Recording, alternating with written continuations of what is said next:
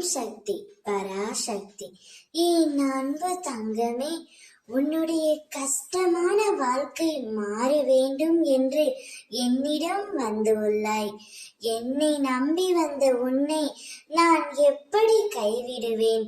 நான் உன்னை நிச்சயம் கைவிட மாட்டேன் தங்கமே. நீ நினைத்ததை நான் நடத்தி காட்டுவேன்.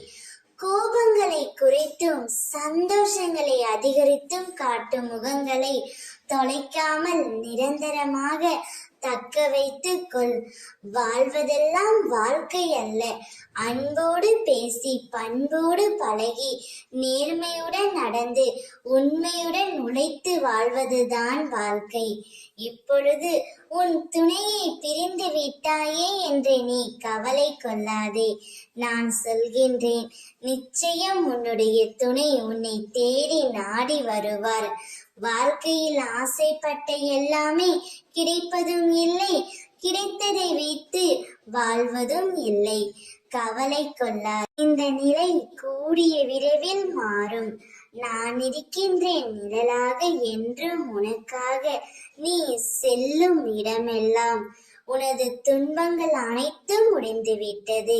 இன்பமயமான வாழ்க்கை ஆரம்பமாகி விட்டது. இனி எல்லாமே சுகம்தான்.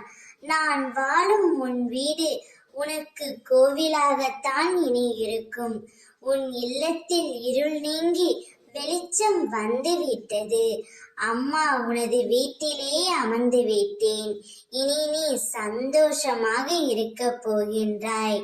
உன் துணையும் நீயும் சேர்ந்து மகிழ்ச்சியான வாழ்க்கையை வாழப் போகிறீர்கள்.